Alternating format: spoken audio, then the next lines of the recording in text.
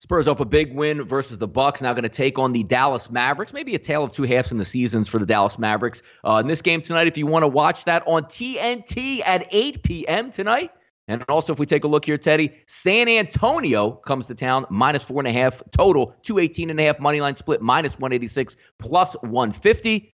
And the Mavericks at home this year, Teddy, 22-11 against the spread. The Mavericks, 38-28 in all line games this year. Yeah, when you look at Dallas's long-term ATS numbers, you go, wow, how do we bet against this team? And you look at the Mavs, and, since the All-Star break, since they traded away 4 of their 5 starters, and it's a very different story. What do they cover? 2-point spreads in the last 10 ball games. So their season-long numbers still look good, ATS, but not lately. And, of course, there's concerns about Luka tonight. Doncic said he felt a pop in their last game on Sunday against Houston, a game where the Mavs played great defense. They couldn't hit a shot.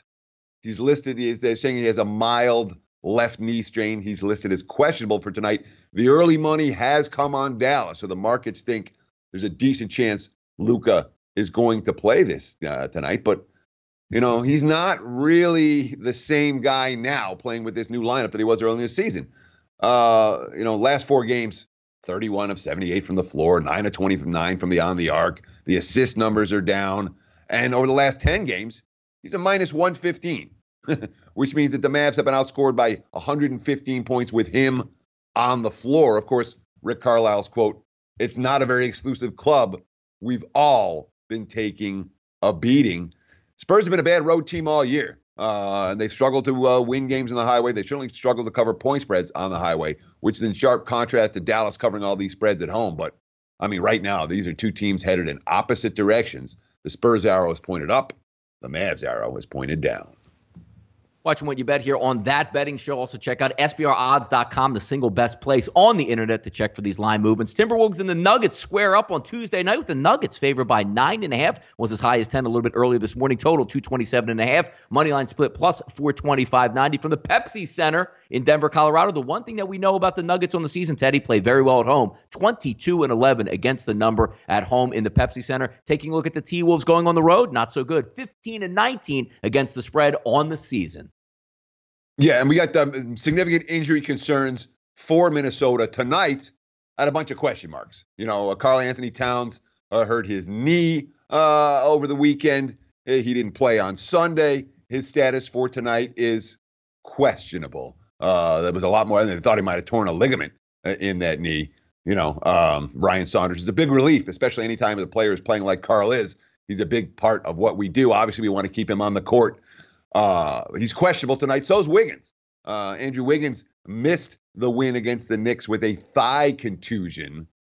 And if both guys are out, man, that's a real uphill battle for Minnesota, who hasn't played particularly good ball of late. Denver hasn't played great of late either.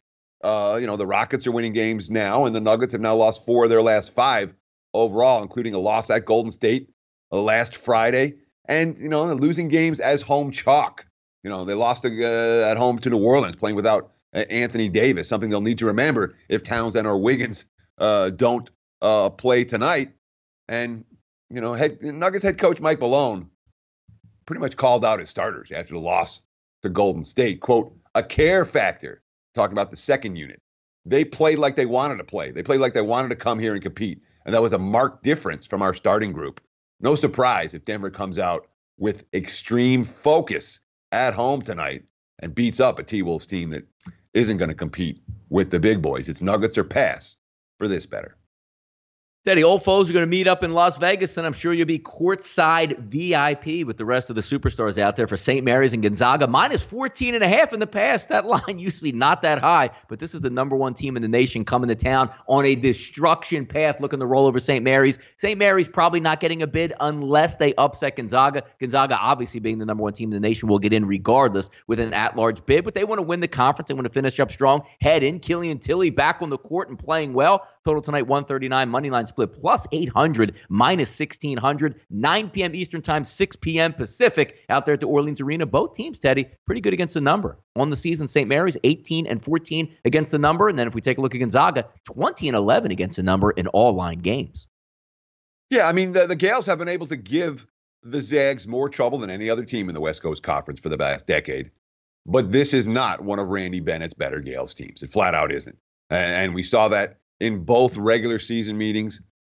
Gonzaga shot better than 50% from the floor in both those games. This is a great St. Mary's team defensively. They've allowed 36% shooting in their last 5 games.